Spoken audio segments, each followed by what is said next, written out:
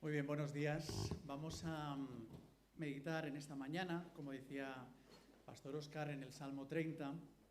Pero antes me gustaría mostraros esta imagen, esta foto, a ver si os suena. ¿Reconocéis este barco?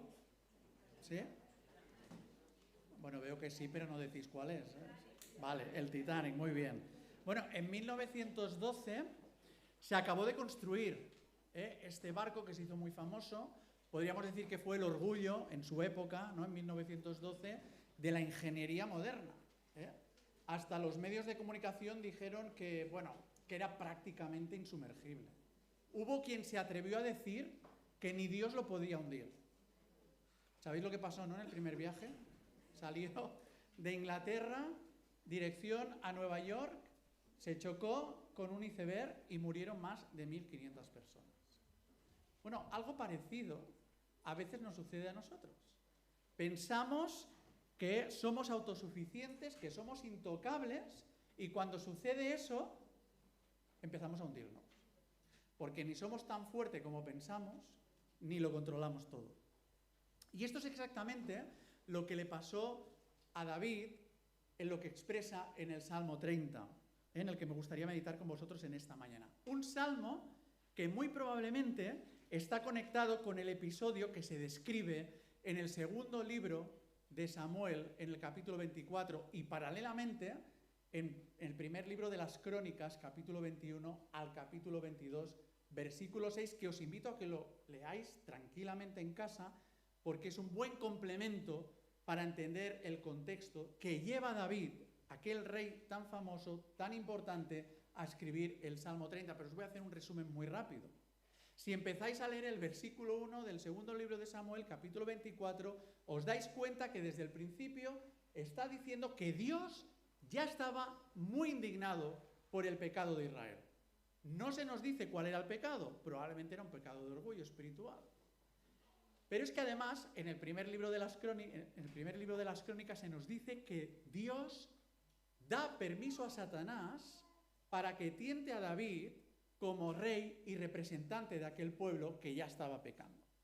Y resulta que nos dice el texto que efectivamente al final David cae en la tentación y por lo tanto es el punto de partida, en este sentido, del castigo de Dios que ya había determinado que ejecutaría contra Israel a causa de su injusticia y de su maldad. Bueno, pero ¿cómo tienta Satanás en este sentido a David? ¿Qué es lo que hace? Bueno, nos dice ese segundo libro de Samuel, el capítulo 24, que David ordena hacer un censo. Y uno dice, bueno, ¿y qué problema hay? ¿Hacer un censo? Bueno, el problema era doble. Por un lado, que hacer un censo no es como nos ha explicado Óscar hoy, que le pides a la inteligencia artificial que te haga los números y automáticamente ya sabes por el padrón, por los inscritos, cuántos tenemos en ese mismo momento en Tarragona. Entonces era toda una movilización de recursos que debían recorrer absolutamente todo el reino para saber cuántos hombres, cuántas mujeres, cuántos niños habían. ¿Y por qué se hacía un censo? Básicamente para los tributos, pero también para reclutar soldados. Y llega un momento que cuando David pide ese censo, estaba también contradiciendo y contraveniendo lo que la ley decía al respecto. Y el general del ejército de Israel le dice, Majestad, creo que se está equivocando, no es el momento, no es necesario hacer un censo, pero tampoco es bueno, porque estás yendo en contra de la voluntad de Dios. ¿Y qué hace David? Menos mal que tengo a alguien que me dice las cosas, ¿no? Y que me aconseja bien. Dice, no. Lo que tenéis que hacer es recorrer el reino y hacer el censo para que al fin y al cabo todo el mundo pueda ver la grandeza que tengo como rey y la potencia militar que he conseguido reunir y crear en mi reino, ¿no? Y entonces nos dice el texto que cuando regresaron de recorrer todo el reino, después de 9 meses, les costó 9 meses hacer el censo, Joab, el general del ejército, le dice a David, dice, Joab dio al rey el censo del pueblo que era de 1.300.000 soldados. Y lejos vemos en la respuesta de David que lejos de, de sentirse satisfecho y decir, ¿ves? Ya os lo decía yo. Es que es gracias a mí, evidentemente, que estamos como estamos y que tenemos el ejército que tenemos.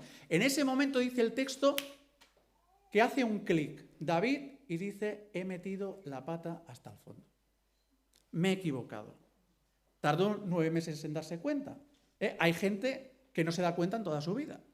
Pero David se da cuenta en ese momento y dice, he hecho algo que no era bueno, que no era necesario, que simplemente lo he hecho por la autosatisfacción, para que la gente me diga lo bueno que soy, lo imprescindible que soy y la grandeza y el poder militar que he conseguido. He puesto mi confianza en unas cifras y he desconfiado de Dios. Es más, me he dado cuenta que he ido contra la ley de Dios, porque en Éxodo capítulo 30, versículos 11 al 16, Dios había regulado la manera en la que se debía hacer los censos.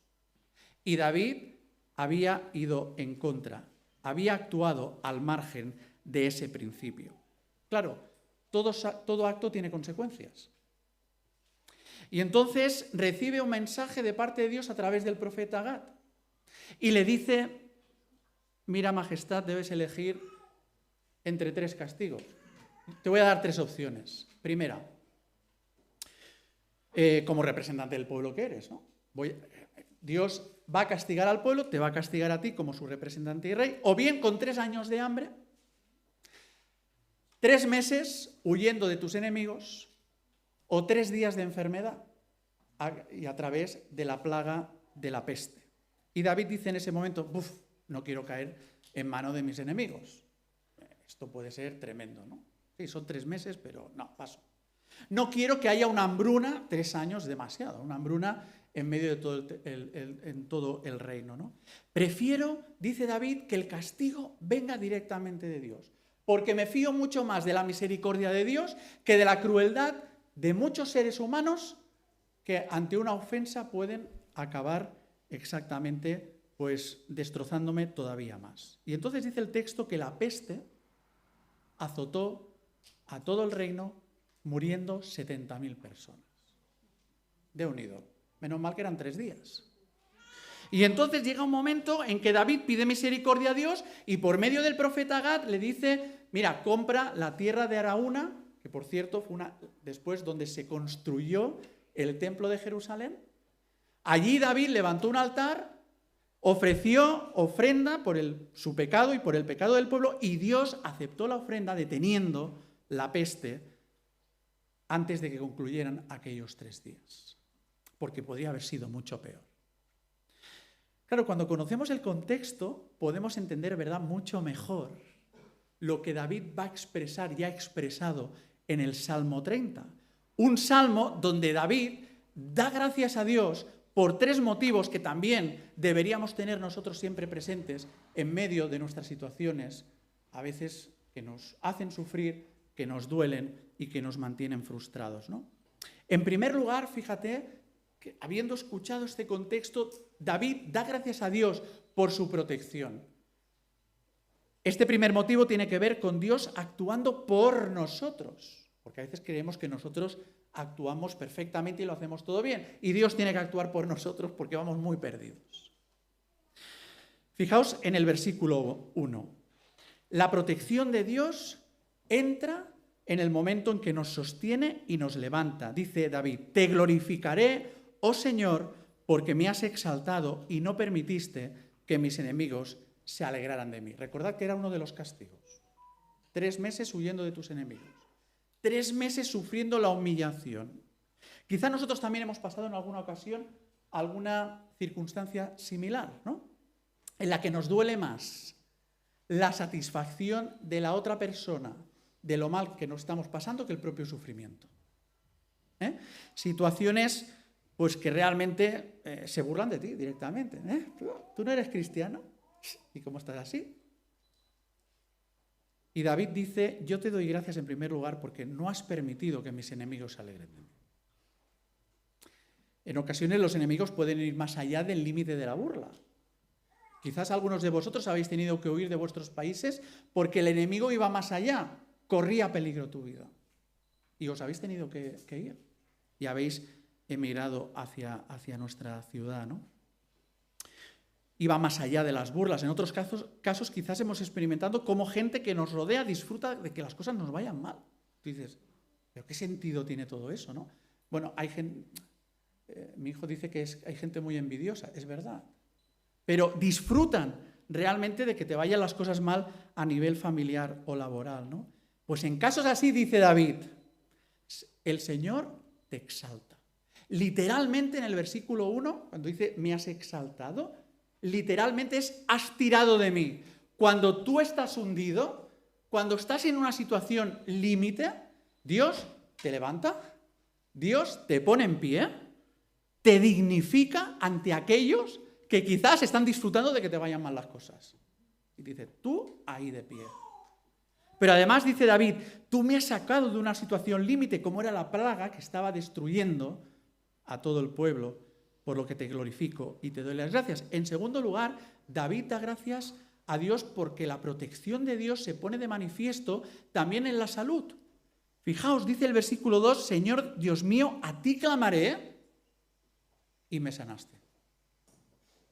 A veces puede ser de una situación relativamente sencilla, ¿no? Hemos estado con una gripe tremenda durante una semana, ¿no? A veces puede ser una neumonía que se pudo controlar. A veces es mucho más grave esa enfermedad porque la persona ha estado totalmente al borde de la muerte. Pero David reconoce que cuando tú y yo sanamos de una enfermedad es porque Dios es el autor último. Y además, es cierto que en la mayoría de ocasiones actúa a través de la medicina, de forma natural. Pero también es cierto que Dios lo hace de forma sobrenatural, extraordinaria, que va más allá de lo que podemos entender. Pero dice David en tercer lugar, Señor, te quiero dar las gracias por otra cosa más. Y es que tu protección nos salva de tantas situaciones que no somos a veces ni siquiera conscientes, ¿no? Dice en el versículo 3, oh Señor, hiciste subir mi alma al Seol, es una referencia al lugar de los muertos, me diste vida para que no descendiese a la sepultura. Como digo, son situaciones, a veces uno no es consciente de la cantidad de veces de las que el Señor nos ha salvado de la muerte. Sea conduciendo, sea por la calle, sean tantas y tantas situaciones. Pero aquí David está diciendo, Señor, yo reconozco que lo mío no era un resfriado. Lo mío no era un dolor de muelas.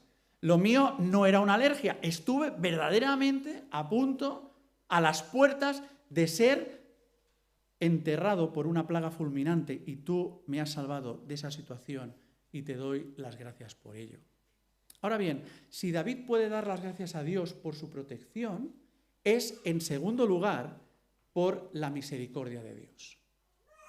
Este segundo motivo tiene que ver con Dios actuando a pesar de nosotros. Aquí lo que cambia es la preposición. Dios actúa por nosotros cuando nos protege y Dios actúa cuando es misericordioso a pesar de nosotros porque no lo merecemos. Ahí es donde entra la gracia de Dios actuando. Versículos 4 y 5. Cantad al Señor, vosotros sus santos, y celebrad la memoria de su santidad. Porque por un momento será su ira, pero su favor dura toda la vida. Por la noche durará el lloro o el llanto, pero a la mañana vendrá la alegría. Cantad al Señor. Y como decía nuestra hermana Brenda, porque Él es el único digno de nuestra alabanza. Es lo que está diciendo David. Pero además dice, celebrad, haced memoria de que Él es santo, de que Él es fiel, de que Él es puro, de que Él está totalmente separado del mal y que Él es justo. Pero claro, David se da cuenta que esto representa un problema. Que Dios sea santo es un problema para nosotros. ¿Por qué? Porque nosotros no lo somos. Somos pecadores. Y su santidad exige justicia ante el pecado y la maldad. Sin embargo, Dios mismo ha provisto un camino de salvación, ha provisto un sustituto. En el Antiguo Testamento eran animales sin mancha que se sacrificaban en el lugar del pecador. Pero esos animales, esos sacrificios eran provisionales, eran una sombra, apuntaban a un sacrificio único, definitivo y perfecto. Cristo Jesús, el Cordero sin mancha, aquel que murió por nuestros pecados para ofrecernos el perdón. Por tanto, aquí la lección para nosotros en esta mañana es muy clara. No podemos pretender vivir de espaldas a Dios y que Dios mire para otro lado o hacia otro lado como si aquí no hubiese pasado nada. Que mire y no tenga en cuenta el pecado, la maldad y la injusticia. Esto es imposible, dice David. Pero dice también otra cosa que también es cierta, y es que hay esperanza. ¿Por qué? Porque aunque uno puede llorar de noche, ¿os habéis fijado en el versículo 5? Dice, el llanto dura por la noche, pero por la mañana vendrá la alegría. Bueno, es una forma de expresar de que a veces, cuando llega la noche, hemos tenido que llorar amargamente por nuestras malas decisiones. Porque hemos visto cómo ha afectado una mala decisión, por ejemplo, a una circunstancia. David llora porque 70.000 personas han muerto. Esto es muy grave. Pero recuerda que hay esperanza. Y dice que es verdad. He metido la pata tras ordenar el censo, pero Dios ha provisto un camino de gracia. Dios lo ha hecho todo para que podamos experimentar un nuevo día, un nuevo comienzo, o en palabras de David, la alegría del perdón por la mañana. Y esto es lo que pretende David a través de su testimonio, que tú y yo en esta mañana también nos paremos, pensemos, reflexionemos, examinemos nuestro corazón, cómo estamos viviendo, porque entonces te darás cuenta rápidamente que Dios nos está cuidando, nos está amando y nos está mostrando su perdón constantemente.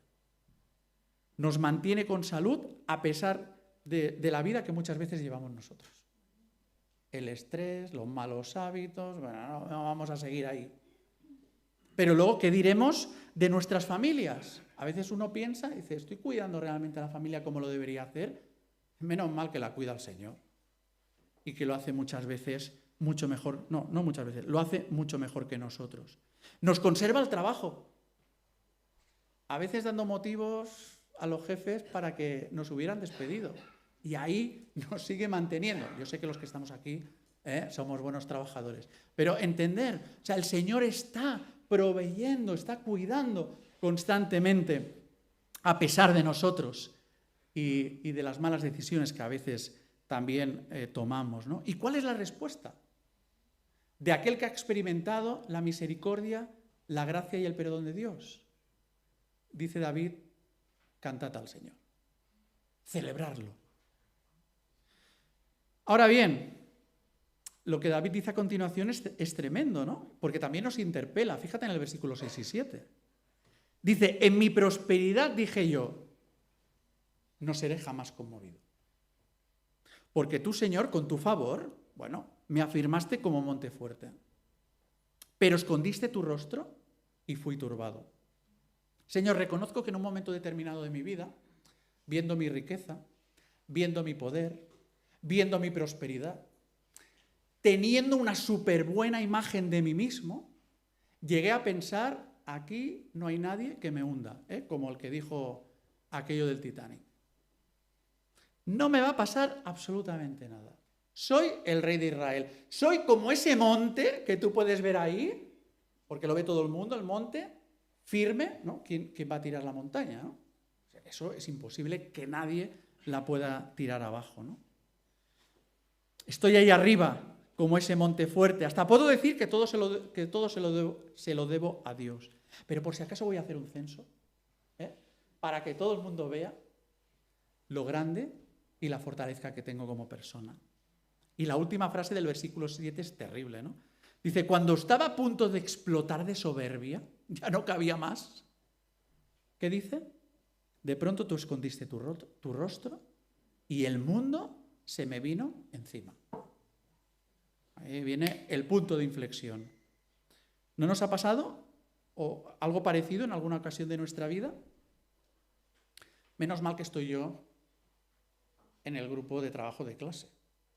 Porque si tenemos que sacar el proyecto dependiendo de los demás, menos mal que soy yo el que estoy en el taller de mi trabajo, porque si tengo que ver lo que hay alrededor, el taller no funciona. Menos mal que soy el responsable, el que dirijo esa área concreta de la iglesia, más que nada porque como yo no lo va a hacer nadie, ¿no? Pero si dependo de los demás, pues la cosa realmente pues no va a salir tan bien, ¿no? Y dice David, esto es un gran error en el que él mismo había caído.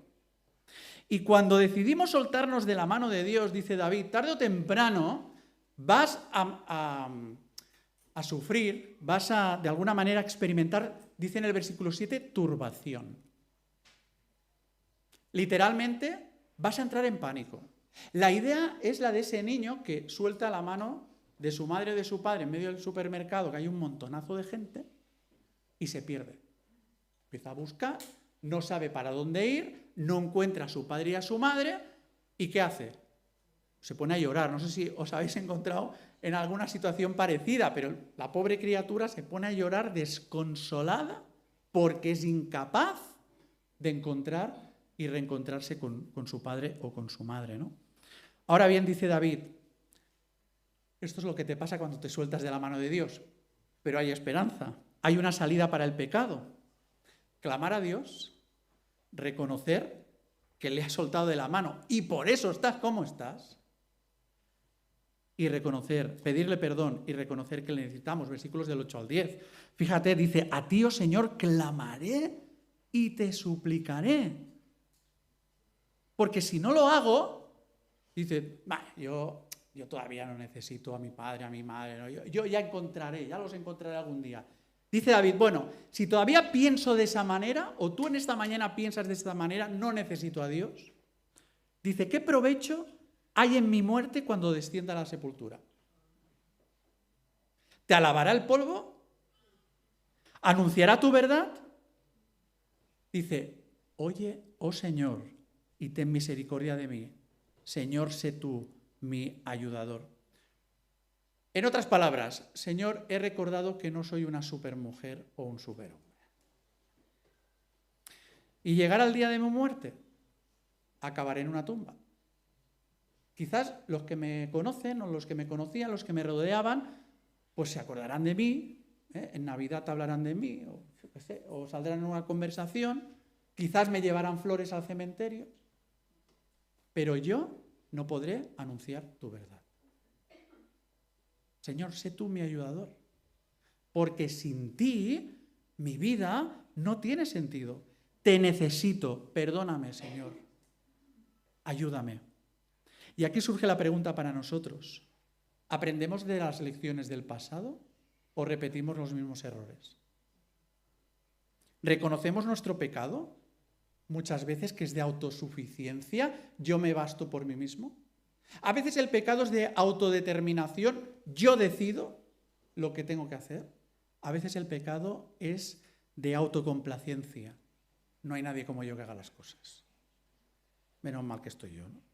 Yo todo lo hago bien. Pues David ha aprendido que todo depende de Dios y que su valor como persona no depende de las cifras. Hoy diríamos, no depende de tu cuenta bancaria. El valor que tenemos como personas no dependerá nunca de tu poder, ni siquiera de tu posición social, sino en que Dios te ha escogido por pura gracia. Este es el gran valor que tenemos como personas. Y esto nos lleva al tercer y último motivo de gratitud a Dios, y es por su transformación de vida. Fijaos que este tercer punto tiene que ver con Dios actuando en nosotros. Cuando nos protege, lo hace por nosotros. Cuando manifiesta su misericordia, lo hace a pesar de nosotros. Pero cuando cambia nuestra manera de entender las cosas y nuestra vida, lo hace en nosotros, a través de su Espíritu. Te cambia por dentro para que se haga visible por fuera. Es lo que está diciendo el versículo 11. Has cambiado mi lamento en baile. Es decir, a lo mejor por la noche el lamento en su habitación no lo has visto. Pero resulta que luego te lo encuentras y está bailando, está contento, es una pasada, ¿no? Dice, ¿a este qué le ha pasado? Sabía que estaba mal y ahora lo veo en esa situación. Desataste mi cilicio. Recordad, 70.000 muertes. ¿Qué era el cilicio? Bueno, era una ropa áspera, era una ropa muy usada que se ponían como duelo. ¿Y qué hace Dios? Transforma esa situación, le quita el cilicio, la ropa de duelo y le viste de alegría. Y por tanto, ¿qué voy a hacer? Versículo 12. A ti cantaré porque eres mi gloria. Hay gente que piensa que lo más valioso que existe en su vida, su gloria, es lo que tiene, lo que puede hacer, lo que puede tocar o lo que puede dominar. ¿Y sabéis lo que dice David en este salmo? Esto es un autoengaño de manual. Esto es un autoengaño de manual. Porque cuando alguien comprende que lo mejor de uno mismo y de la vida es Dios, entonces tu vida ha avanzado mucho más de lo que puedes llegar a imaginar. ¿Y qué sucede cuando me doy cuenta de que Dios es mi gloria, lo que más puedo valorar en esta vida? Versículo 12, que no me puedo callar. Que no me puedo callar. Tengo que compartir con otros que no es lo mismo vivir sin Dios que con Dios. Que no es lo mismo orientar y enfocar mi vida bajo la voluntad de Dios que a mi aire. Por mucho que podamos decir, bueno, de vez en cuando voy a la iglesia.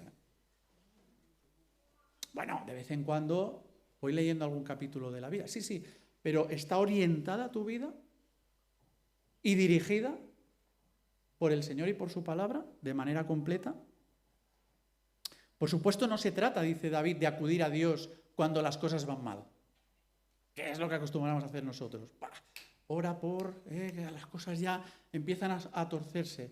O tampoco se trata de alabar al Señor cuando me va bien. Entonces sí, cantaré al Señor, bueno, lo que convenga, le serviré. ¿De qué se trata? De alabar al Señor siempre. Final del versículo 12. Señor, Dios mío, te alabaré para siempre. Y aquí está la clave para experimentar una transformación de vida plena, abundante y eterna. Estar en comunión con Dios. ¿Y esto cómo es posible? Pues es imprescindible que reconozcas tu pecado, como hizo David. Que te arrepientas de ese pecado. En la Biblia, arrepentirse significa darse la vuelta, volverse a Dios. Vivíamos de espaldas a Dios, ahora queremos vivir dirigidos por Dios, recibir su perdón por medio de la fe en Jesús como Señor y Salvador. Conclusión, ¿a dónde nos está llevando este Salmo 30? A reconocer que todos nosotros, en algún momento de nuestra vida, hemos hecho nuestro censo. Yo ya sé cómo hay que hacer las cosas. Yo, de alguna manera, ya he tomado las decisiones que creo que dan propósito a mi vida, ¿no? Atribuirnos a nosotros mismos el hecho de que las cosas siempre vayan bien. Y a lo mejor estamos dispuestos incluso a atribuirle parte de esos logros a Dios. Pero ¿sabéis qué pasa? Que nuestro orgullo espiritual, tarde o temprano, nos acaba hundiendo, como le sucedió a aquel barco de la ingeniería moderna, el Titanic, ¿no? En 1912. Porque la verdadera alegría, dice David, llega cuando dejamos de depender en nosotros mismos para depender en Dios y de Dios. David tuvo que aprender por las malas y con lágrimas. Y yo me preguntaba, ¿somos nosotros de los que aprendemos a las malas o por las malas? Qué lástima, ¿no? Que a veces tengamos que ir aprendiendo así. Hoy es un buen día para dejar de confiar en ti mismo y pasar a confiar de verdad en Dios. Esta es la invitación en esta mañana para ti. Pues que la palabra de Dios provoque en ti el deseo de darle gracias, no solo por su protección, como hemos visto en esta mañana, que nos protege constantemente, sino también por su misericordia y por esa transformación de vida que solo en Cristo puede ser una realidad, porque en Él hay esperanza. Él es la vida y el que ofrece la vida. Es el único que puede cambiar nuestro lamento en gozo y nuestro duelo en alegría. Pues que así sea. Amén.